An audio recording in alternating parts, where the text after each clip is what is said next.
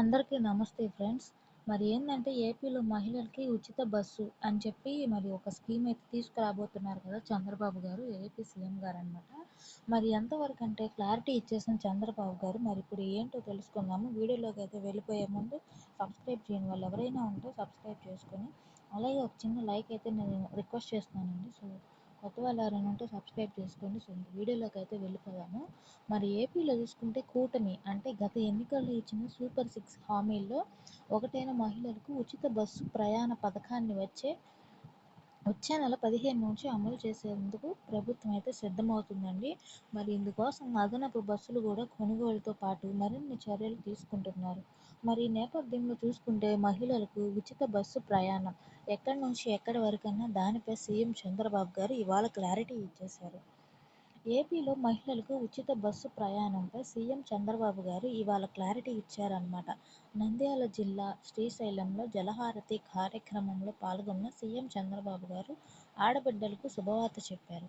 అదేంటంటే ఆగస్టు 15 నుంచి జిల్లాలో ఎక్కడ తిరగాలన్నా బస్సులు ఉచితంగా ఉంటాయని చంద్రబాబు గారు తెలిపారు. మరి ఒక్క రూపాయి కూడా చెల్లించాల్సిన అవసరం లేదన్నారు. తద్వారా ఉచిత బస్సు ప్రయాణం పథకం జిల్లా పరిధిలో అనేది చంద్రబాబు గారు స్పష్టం చేసినట్లయితే తెలుస్తుంది. మరి ఇప్పటికే గతంలో జరిగిన అసెంబ్లీ సమావేశాల్లో గిరిజన శాఖ మంత్రి ఆర్టీసీ ఉచిత బస్సు ప్రయాణంపై ఇదే క్లారిటీ కూడా ఇచ్చారు. అప్పట్లో వైసీపీ మండలిలో ఆర్టీసీ ఉచిత బస్సు ప్రయాణం రాష్ట్ర వ్యాప్తంగా ఉంటుందా లేదా అనేది ప్రశ్నించారు. మరి దీనికి సమాధానంగా జిల్లా పరిధిలో ఈ పథకం అమలుకు ప్రయత్నిస్తున్నట్లు తెలిపారు. ఇప్పుడు సీఎం చంద్రబాబు గారు కూడా ఇదే విషయం చెప్పేశారు.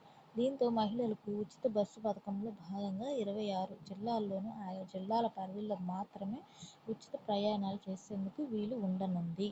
సో ఇన్ఫర్మేషన్ మీకు నచ్చిందని అనుకుంటున్నానండి. మరి ఈ కూటమి ప్రభుత్వం వచ్చిన తర్వాత మరి ఈ గ్యాస్ డబ్బులు కూడా ఫస్ట్ విడత రెండో విడత కూడా రిలీజ్ చేశాడు. చాలామంది అకౌంట్లో కూడా డబ్బులు అనేవి జమ అయినాయి అనమాట. అంటే ఫస్ట్ సారి అలాగే రెండోసారి కూడా కొంతమందికి లేట్గా అయితే పడినాయి. సో అన్నీ అక్కడ ఆన్లైన్ చెకింగ్ చేసిన తర్వాత సెకండ్ విడత అనేది మనకి రిలీజ్ చేశారనమాట. చాలామందికి అకౌంట్లు జమ అయినాయి, ఇంకో కొంతమందికి కాలేదు.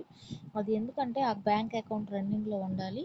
అది కాక కేవైసీ అనేది మన గ్యాస్ ఆఫీస్ అయితే ఉంటుంది కదండి, గ్యాస్ కంపెనీ దగ్గరికి వెళ్ళి ఈకేవైసీ అనేది చేయించుకోవాలి. అంతా కరెక్ట్గా ఉన్నట్లయితే కనుక మీరు ఎన్పిసిఐ లింక్ చేయించుకున్న అకౌంట్లో మీ గ్యాస్ డబ్బులు అనేవి జమ చేయడం అయితే జరుగుతుంది. దీపం పథకం కింద అయితే మనకి తీసుకొచ్చారు కదా ఈ స్కీమ్ అనేది.